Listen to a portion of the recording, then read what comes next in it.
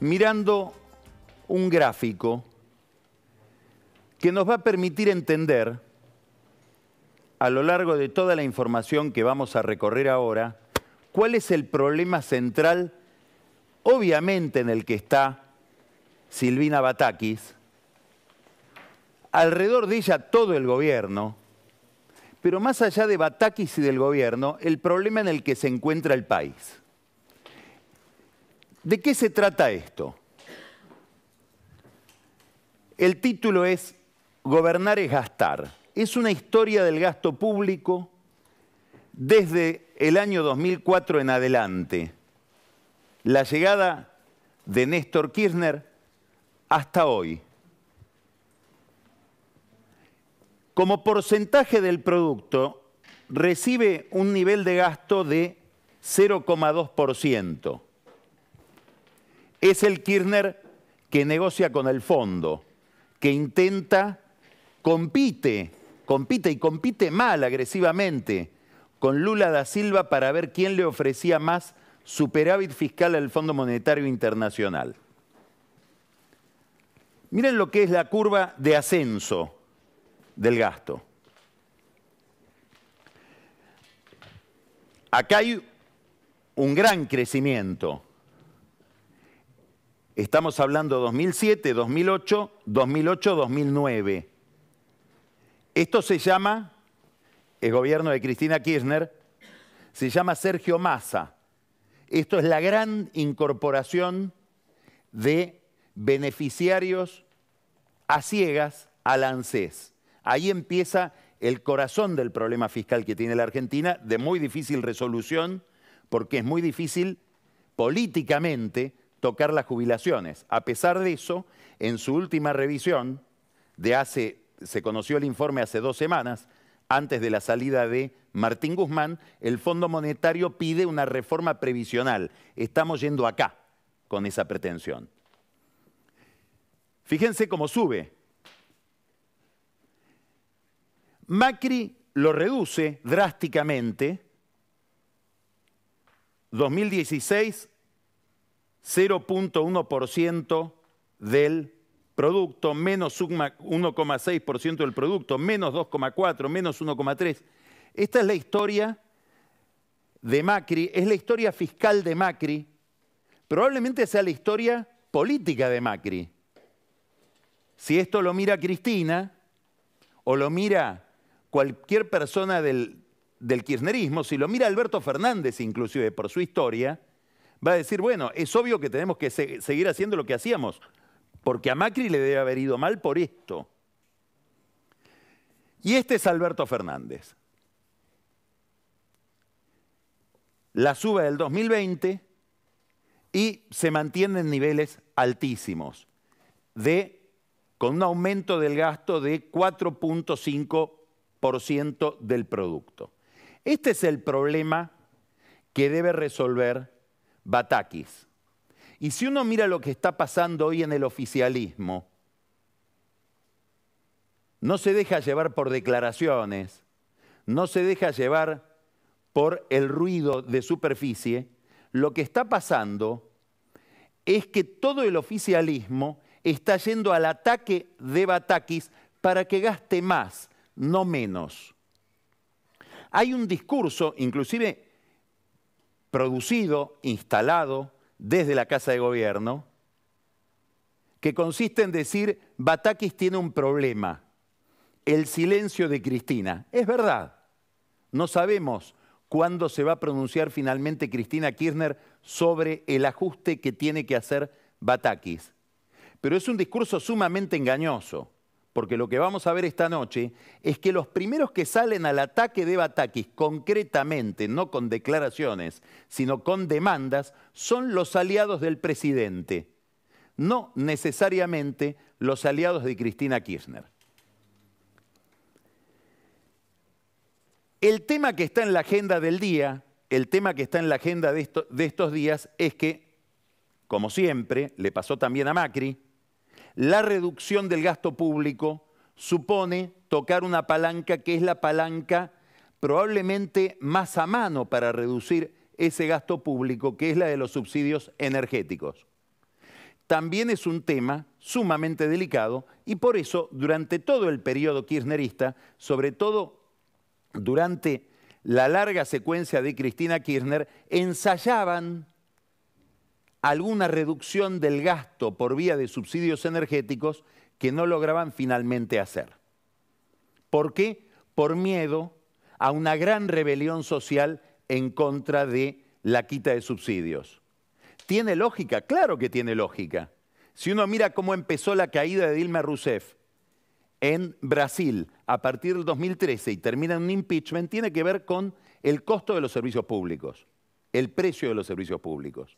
Le estalló Colombia el año pasado Iván Duque por haber querido subir el costo de la energía segmentando, igual que acá. Si uno mira la historia de la gran rebelión social que hubo en Chile, que está en las pesadillas hoy de Cristina Kirchner, de Máximo Kirchner, ve que detrás de esa gran rebelión, que casi se lleva puesto al gobierno de Piñera, si no hubiera sido porque eso terminó gracias o por culpa de la pandemia, detrás de esa rebelión también hubo un aumento en el costo de los servicios públicos. Y si vemos cualquier país del mundo, cuando suben los servicios públicos se produce una crisis política.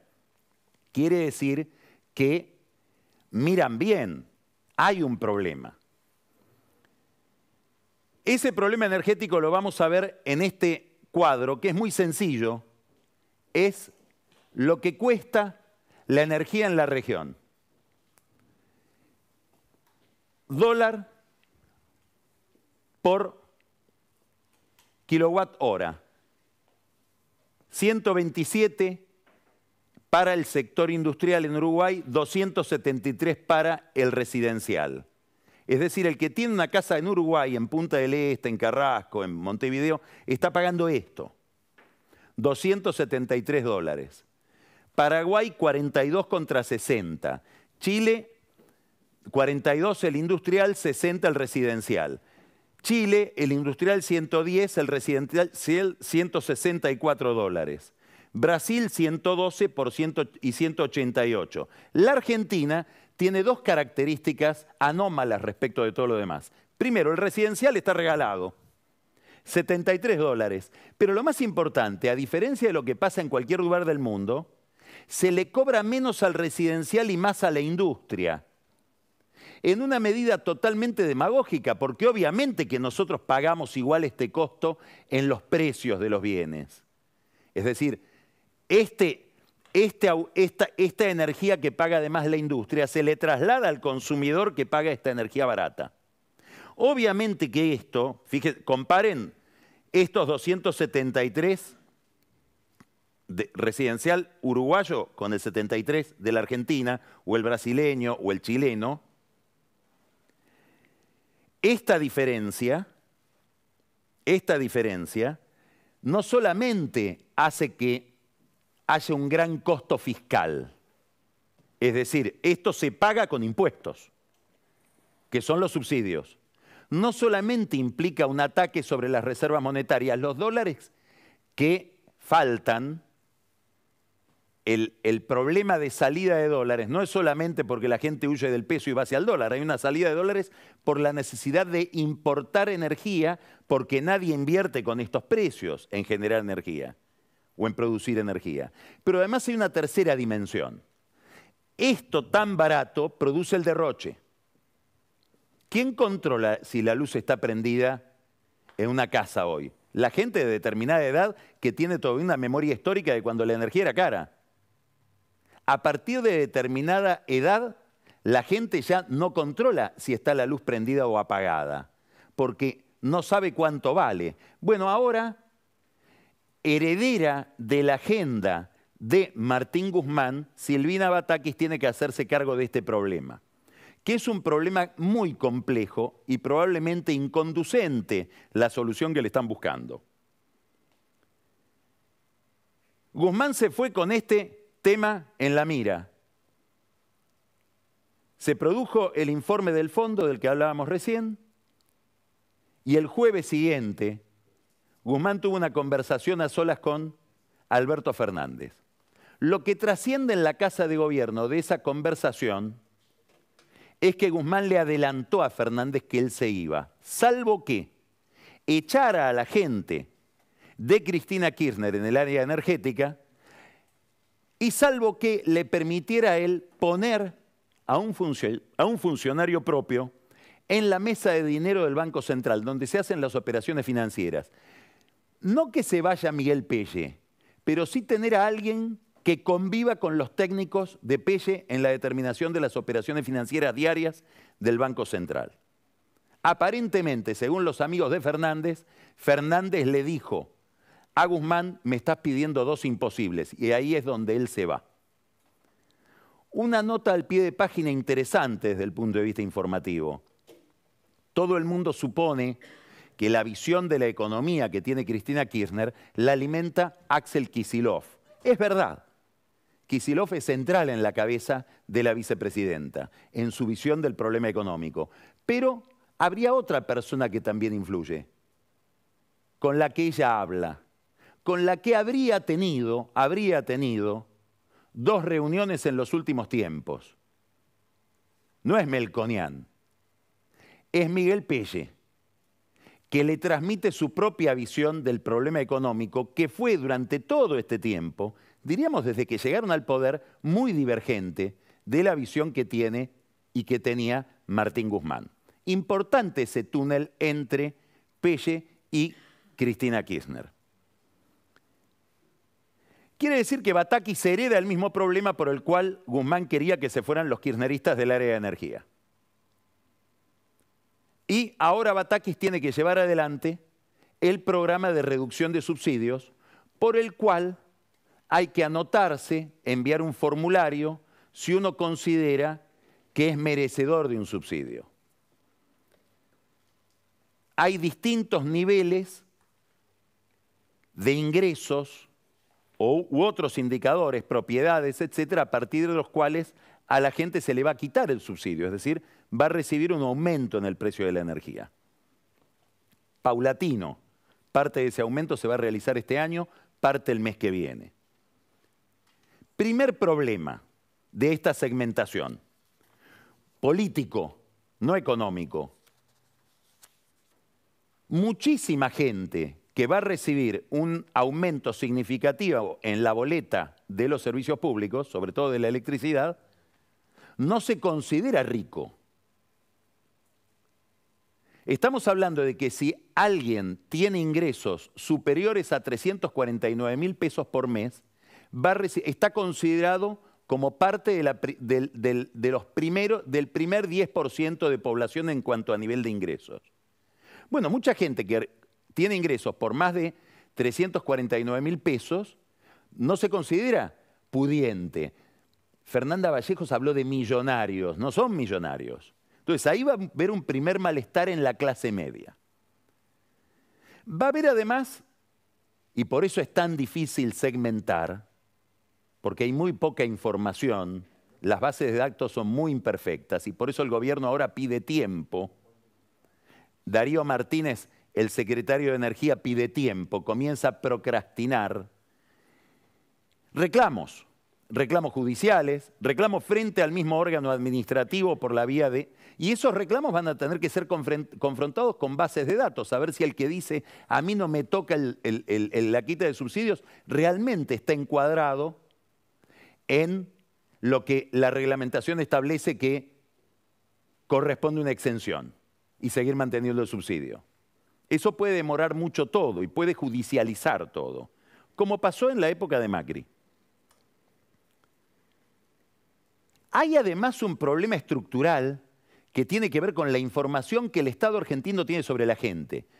Escuche esto, en el año aproximadamente 2018-2019, no recuerdo con precisión la fecha, creo que 2019, el gobierno de Macri le pidió al Banco Mundial que haga un estudio sobre la tarifa social.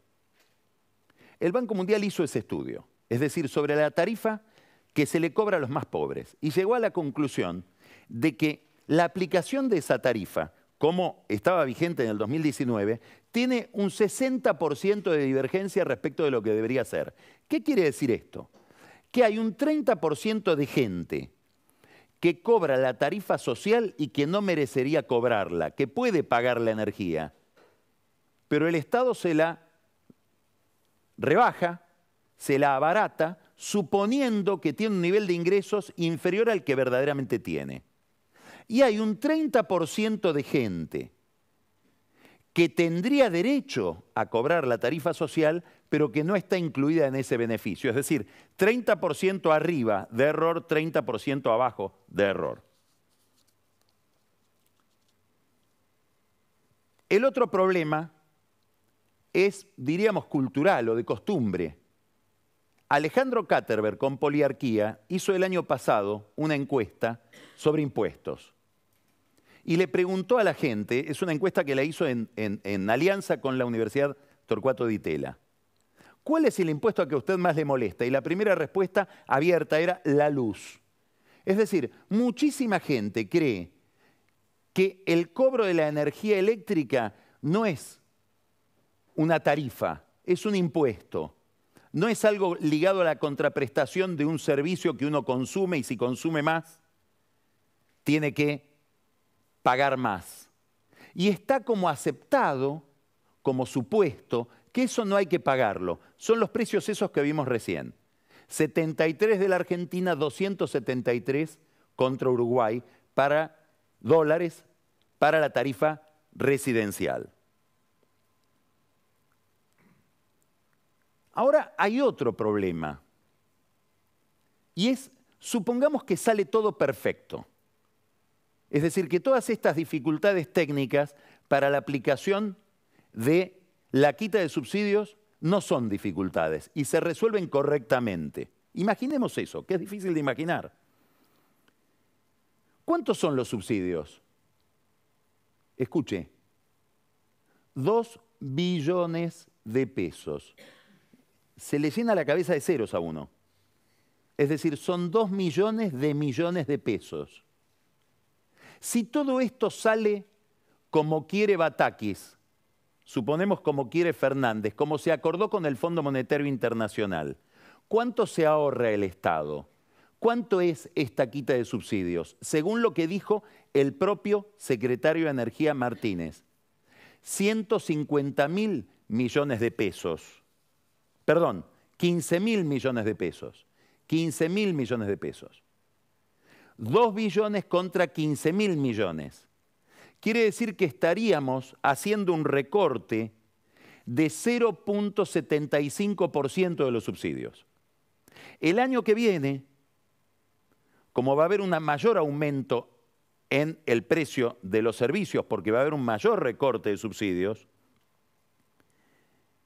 ese recorte va a llevar a que haya un ahorro de 80.000 millones de pesos, año electoral. Ese que sería el máximo recorte es 4% de toda la masa de subsidios que paga el Estado por los servicios públicos. ¿Por qué esto es así? Porque si uno mira la verdad del problema, y por eso es un problema complejo, aquí un experto en energía de los más lúcidos que tiene el país, que es Daniel Guerol, sugirió que hay que hacer un programa con el fondo para financiar en un plazo mucho más extendido la quita de subsidios y resolver este problema de otra manera. ¿Por qué? Porque si se quisiera realmente mover la aguja fiscal de los subsidios, habría que hacer un gran aumento que afectaría al 70% de la población. Y eso no hay quien pueda hacerlo. Es decir, eso sería un suicidio político para cualquiera que lo haga. Esto es muy importante, porque esto nos va despejando cierta fantasía. Lamento tener que desengañar a algunos que pueden estar complicados o adheridos a esa fantasía de que acá viene un cambio de gobierno y se resuelve el problema. No, la política económica argentina está frente a un gran desafío para cualquier grupo político. Después vamos a hablar con Emanuel Ferrario, que es el presidente de la legislatura y obviamente porteña, milita en el PRO, a ver cómo ve él la perspectiva del mediano plazo en la Argentina. Porque estos son desafíos extraordinariamente complejos para cualquier político que se tenga que hacer cargo de esta agenda. Especialmente complejos también para Batakis, obviamente, y ahora vamos a ir analizando por qué son tan complejos para ella. Hay otro tema acá, que hay que explicarlo porque no está demasiado claro. ¿Cómo es el tema de los subsidios? El tema del subsidio es así: el Estado, a través de una empresa que se llama Camesa, que controla el Estado, subsidia a los generadores de energía eléctrica, en general pagándoles el combustible, abaratando el precio del combustible. Eso explica las grandes importaciones de combustible y la afectación de reservas del Banco Central. En la boleta que paga cualquier persona hay dos rubros. Un rubro es lo que uno paga por esa energía que se genera y otro rubro es lo que uno paga por la distribución. Eso por la distribución lo reciben las distribuidoras. En el interior del país, muchas distribuidoras han podido subir los precios. ¿Por qué? Porque los gobernadores les han autorizado suba de precios, dado que el monto, el costo por la generación es muy barato. Entonces, ya que se paga muy poco por la generación, porque está subsidiado de la manera que estamos hablando, es esta masa de subsidios de la que hablamos, se le puede dar soga a las empresas distribuidoras que pueden cobrar tarifas mucho más rentables. Aún así, muchas de ellas terminan sin pagar la electricidad que reciben, el producto, la mercadería que reciben, a Camesa, que es la que se las entrega. Bueno, ahora viene un problema para esas empresas y para los gobernadores asociados a ellas, asociados de mil maneras, no quiero ser muy explícito, que es que cuando el gobernador le quiera aumentar a esa empresa el derecho a cobrar más tarifas, se va a encontrar con un problema político porque hay menos margen de aumentar, porque ya el costo de la generación la gente lo va a estar pagando más caro.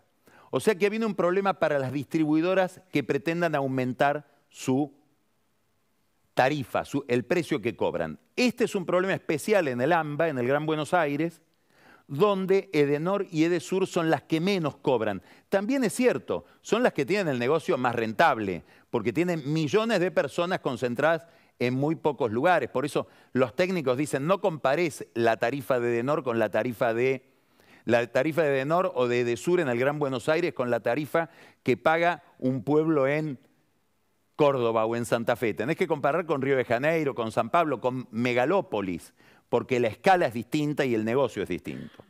Bueno, todo esto es el mapa del problema de los subsidios. ¿Qué es el problema central que tiene que resolver Batakis?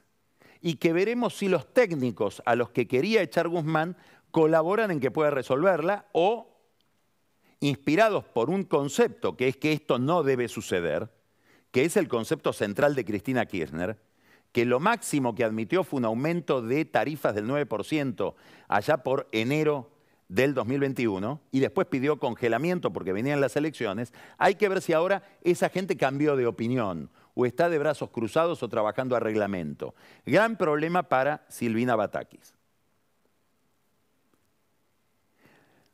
Acá hay una relación entre este problema y la inflación. Primero, porque la suba de tarifas determina aumento de precios seguro, se traslada a la inflación. Es decir, obviamente que estos subsidios implican un déficit fiscal gigantesco que hay que financiarlo y se financia con emisión y eso genera inflación. O sea, en el mediano plazo, la reducción de los subsidios debería ir despejando uno de los factores de la inflación, que es el financiamiento a través de emisión monetaria de esa masa de dinero que va a subsidios. Pero en el cortísimo plazo, lo que va a haber es un aumento de precios, un aumento en la inflación. Si no se logra reducir esa masa de dinero que va emitida al pago de subsidios, la inflación va a seguir su curso ascendente. Y acá, miren esto que está pasando, que empezó a pasar desde hace muy poco y que es muy curioso. Este es un gráfico que hace la gente de Proficio. Alejandro Genque, Silvia Triaca. ¿Qué es esta línea? Esta línea de abajo es el UVA. En el año 2016, Federico Sturzenegger estableció una unidad que se llama Unidad de Valor Adquisitivo, que es una unidad para ir indexando distintos tipos de operaciones y que va siguiendo la inflación. Y esto es el tipo de cambio oficial. Es el tipo de cambio, el dólar oficial del Banco Central. ¿Qué está sucediendo a partir de mayo? Que la inflación le está ganando al tipo de cambio oficial. Este es un tema central para los que miran la economía y central sobre todo para los que miran la economía desde el sector agropecuario, que reciben como sueldo este tipo de cambio. Es uno de los problemas. Es uno de los problemas, pero quiere decir que la inflación ya empieza a comer lo que ya les está comiendo las retenciones, etc. Ni que hablar si viene el revalúo, donde van a tener que pagar más en impuestos por las propiedades, por las tierras. Es decir, acá el sector agropecuario, que es el más dinámico de la Argentina, está sometido a una especie de triple torniquete. Fiscal por los impuestos, por la inflación que está deteriorando cada vez más los ingresos en dólares oficiales y por el atraso cambiario en general, que lo vamos a ver ahora. Para darle una idea, un productor hoy vende una tonelada de soja, cobra $581, debería cobrar $581, pero lo que recibe son $167 de esos comidos por la inflación. Esto es un gran dato. ¿Por qué? Porque hay que apartar la vista de la Argentina y mirar lo que está pasando en el mundo. Hay una figura en el mercado financiero internacional de primer nivel que se llama Lawrence Fink, Larry Fink. Es un gran actor de la economía internacional porque es el titular del fondo BlackRock, que es el fondo financiero, el fondo de inversión más importante del mundo. Maneja miles de millones de dólares. Él acaba de decir algo muy importante para la escena global, determinante para la Argentina. Dice, los precios que están afectando a la economía global, que están distorsionando el juego y que nos llevan a un problema económico y geopolítico, no son los precios de la energía. La energía va a ceder, de hecho el precio del petróleo cede. El gran problema es el precio de los alimentos. Ahí está verdaderamente afectada la economía internacional por el ataque de Rusia a Ucrania. Bueno, lo que está diciendo Larry Fink es que vamos a una etapa de altos precios en lo que nosotros producimos. Pero claro, este drama de la macroeconomía argentina, que es un drama viejo, agudizado ahora, hace que no podamos jugar en esa escena. Es decir, un productor argentino está muy en desventaja respecto de competidores australianos, neozelandeses, brasileños o de los Estados Unidos, por nombrar países que están en la vanguardia del negocio agropecuario.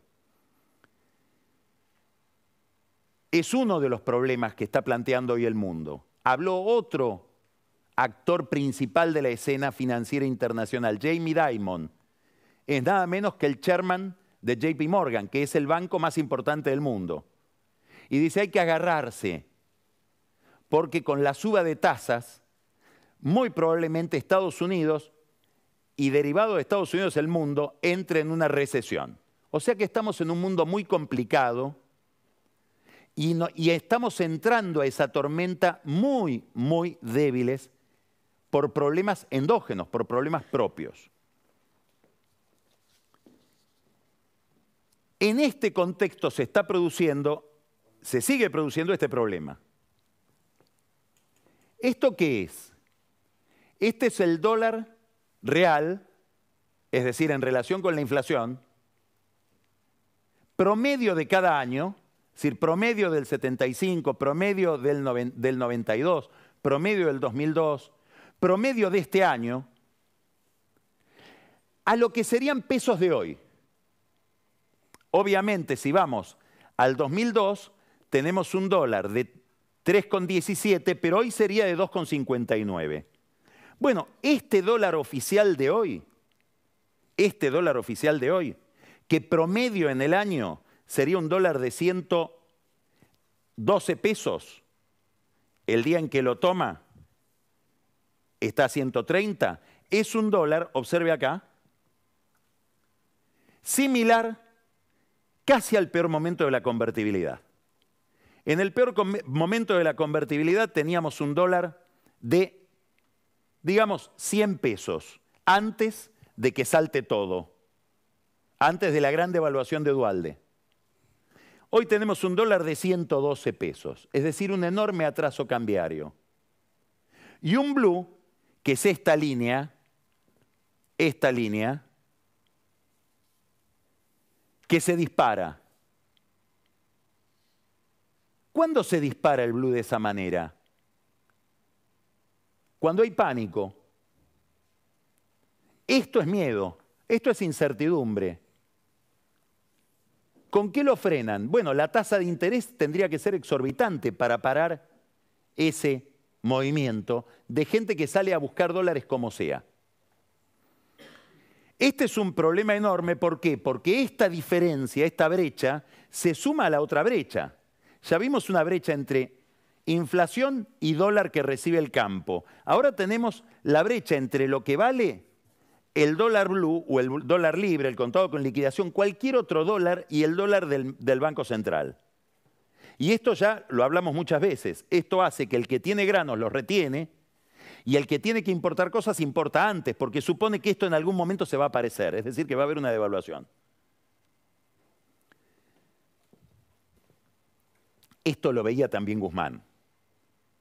Es más, en el año 2020, Guzmán propuso, y le rechazaron, hacer un desdoblamiento cambiario y que buena parte de las operaciones financieras vayan por un dólar libre, lo que implica que va a haber demanda de dólares en un mercado libre y oferta de dólares. Y eso podría hacer bajar el precio del dólar paralelo. Se lo rechazaron. Si hay algo que teme este gobierno y que teme el kirchnerismo por estructura mental, por concepción general de la vida pública, de la sociedad, es que algo tan importante como el dólar estratégico sea determinado en su precio por la libertad de la gente. Es el miedo a la libertad. Todo lo demás deriva de ahí. Bueno, ese pánico es la falta de futuro que vemos hoy, ese pánico es el descreimiento de la gente respecto de la política. Hay mucho en ese pánico, no es solamente un problema financiero. Mientras tanto, en el orden internacional pasan otras cosas. En el Fondo Monetario reemplazaron a la segunda encargada del programa argentino, la segunda de la oficina del hemisferio occidental, es decir, encargada de Américas, Julie Kozak. ¿La clave qué es? ¿Por qué la echaron? No, la clave es a quién van a poner. Gran signo de interrogación. Es la segunda de Elian Goldfein. Probablemente, muy probablemente, el fondo se endurezca con la Argentina. En este contexto, el próximo martes, Alberto Fernández, probablemente para envidia, rechinar de dientes de Cristina Kirchner, entre al Salón Oval de la Casa Blanca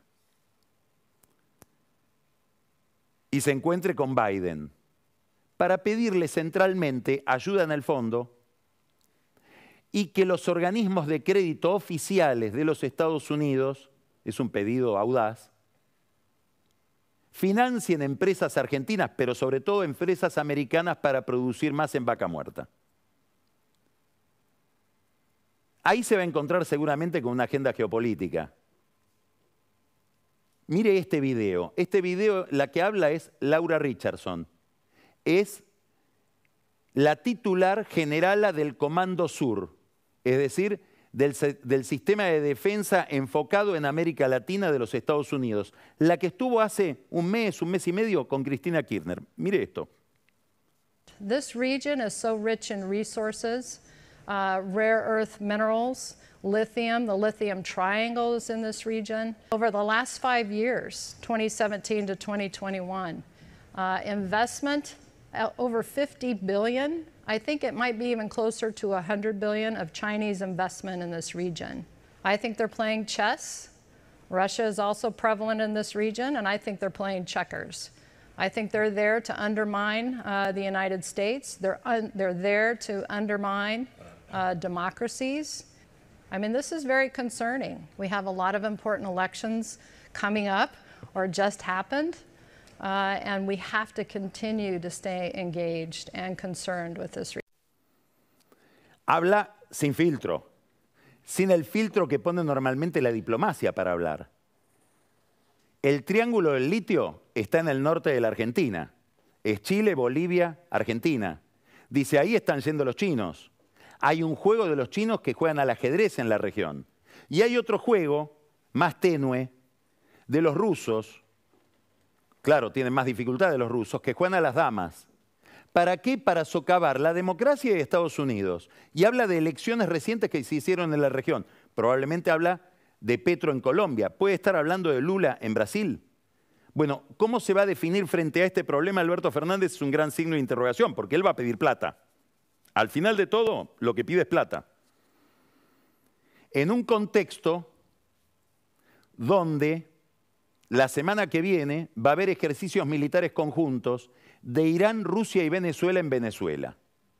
Hoy le mandó un mensaje la AMIA al gobierno respecto de las relaciones con Venezuela y con Irán por este avión que llegó, aunque haya llegado sin armamentos raros, sin operaciones de inteligencia, sin nada, nadie sabía que había llegado. Ahí está el problema, ahí está la fisura, ahí está el agujero negro.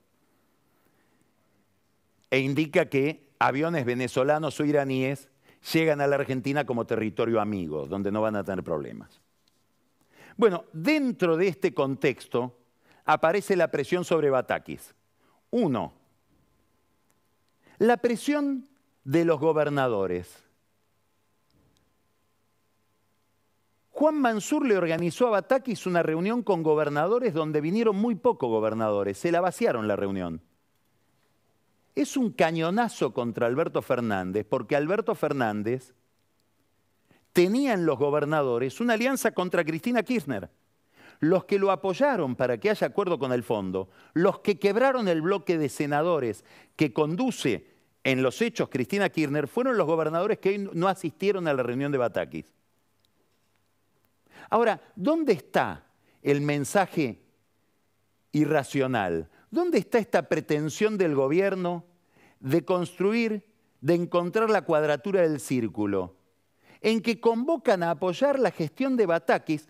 Juan Mansur, que es el encargado por la constitución del presupuesto, convocan a apoyar la gestión de Batakis y al mismo tiempo ofrecen un programa de infraestructura. Batakis, explíquele a Mansur, que ayudarle a usted en su gestión es bajar el gasto, no aumentarlo. Es decir, ¿cuál sería el apoyo que le da el jefe de gabinete a la ministra que depende teóricamente de él?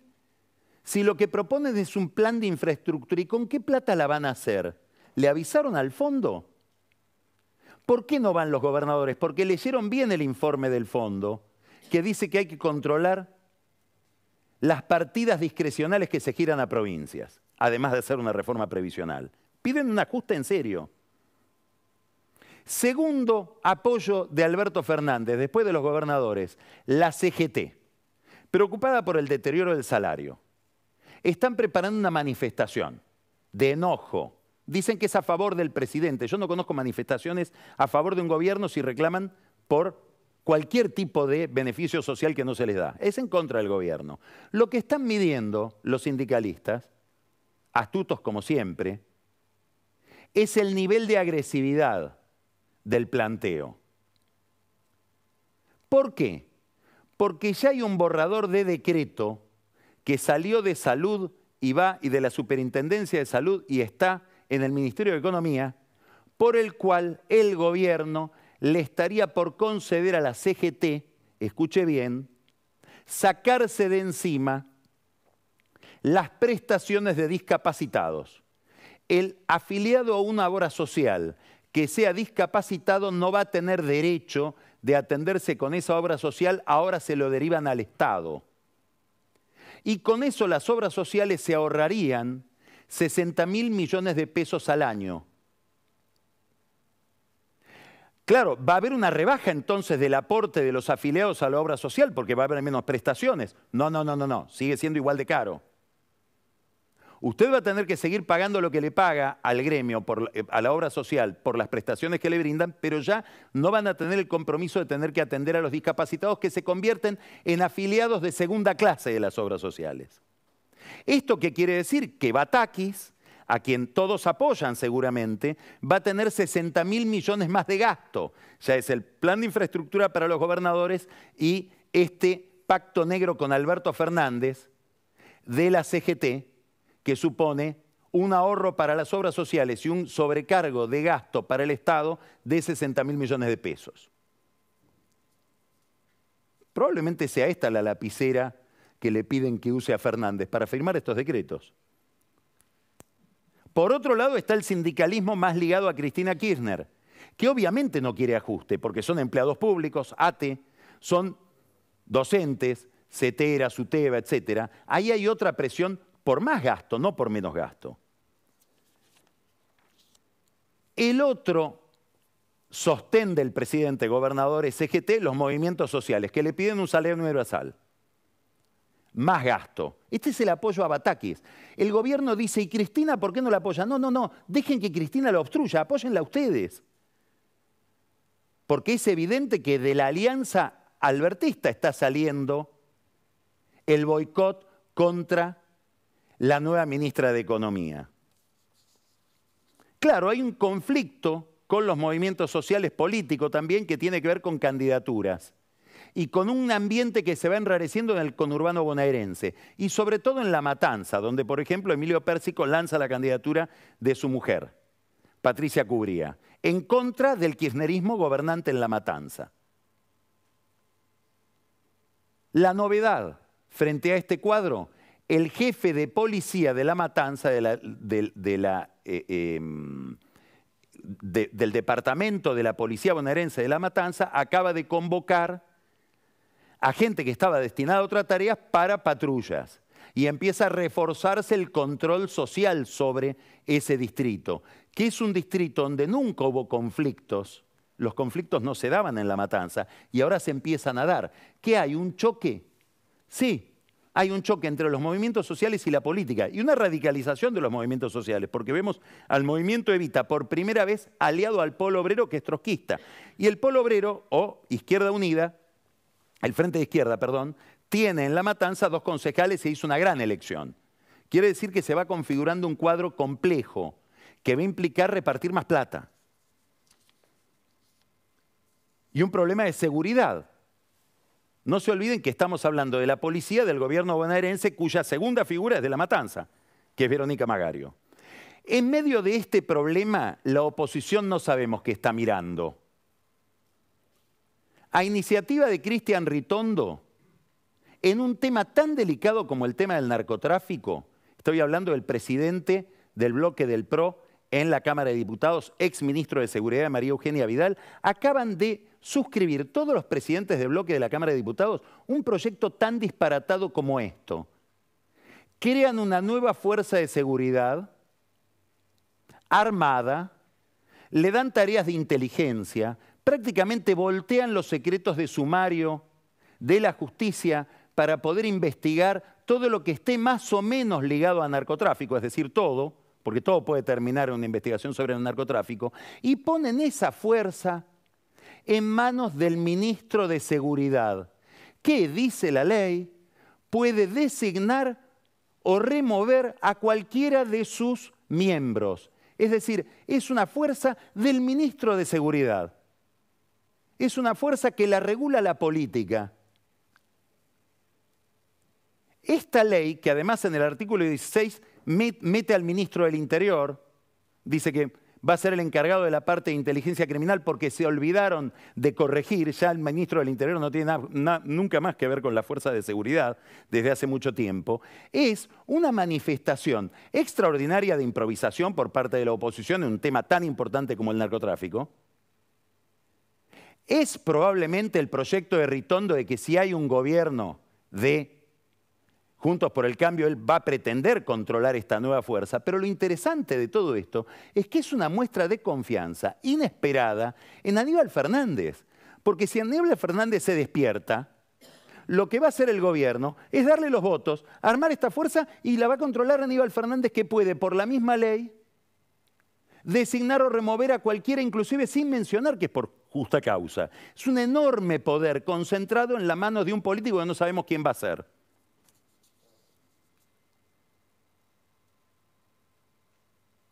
Cristina hoy habló de la Corte. 3 cosas para decir de eso, y vamos al diálogo con Emanuel Ferrario. Primero, destruyó a la Corte de 4 miembros y elogió a la de 5 miembros. Dice que hay una decadencia entre una y otra. Habría que pedirle a Cristina Kirchner que vuelva a su cuenta de Twitter, la misma a través de la cual se expresó hoy, más o menos para el 20 de junio del año 2013, para ver las cosas que decía de aquella corte prestigiosa que presidía Lorenzetti cuando le declararon la inconstitucionalidad de la famosa democratización de la justicia. No había mucha diferencia entre aquella corte y esta. Para Cristina estoy hablando.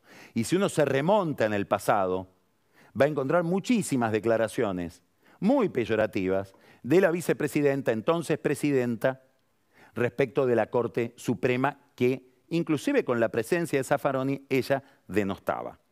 Primer incoherencia.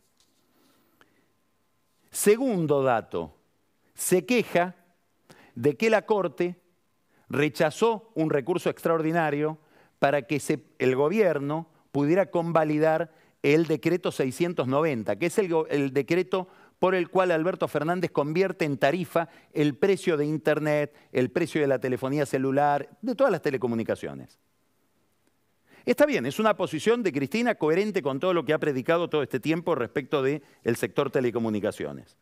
¿Dónde está la curiosidad? Que el subsecretario del área, que se llama Mateo Gómez Ortega, acaba de decir públicamente que es un disparate ese decreto. Gómez Ortega depende de Mansur, depende del segundo de Mansur, Jorge Neme, y le dice al sector afectado por ese decreto que hay que desjudicializar todo eso y volver para atrás con ese decreto. ¿Por qué? Porque hay costos en dólares, ya no funciona el sistema de telecomunicaciones con tarifas reguladas de esa manera. Y tiene razón, el mercado funciona así. Lo que habría que avisarle a Cristina Kirchner que hay un cortocircuito, otra cuadratura del círculo.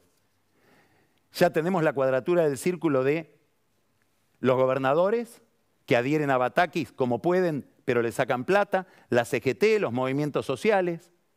Ahora la vicepresidenta que convalida un decreto criticado por el encargado de hacerlo cumplir. Y la otra curiosidad es que pide un acuerdo.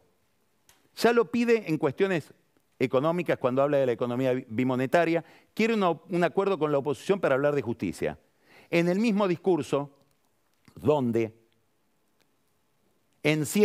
prende fuego a Mauricio Macri, a los ministros de la Corte designados por Mauricio Macri, a toda la oposición, no se entiende bien si ella quiere realmente un acuerdo o es un juego retórico donde apenas pronuncia la palabra acuerdo la dinamita con una crítica a la oposición.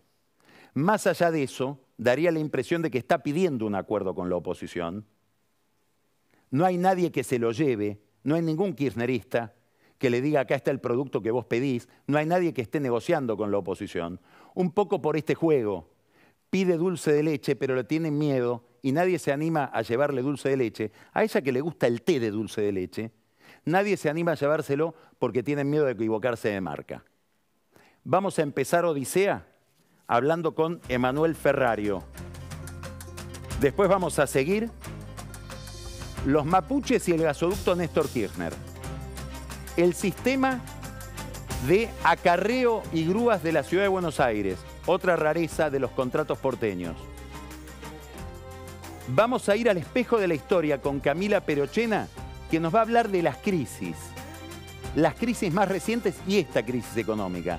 Y quédese para el whisky, porque empezamos hoy con las notas sociales y un curioso cumpleaños ligado a las tarifas.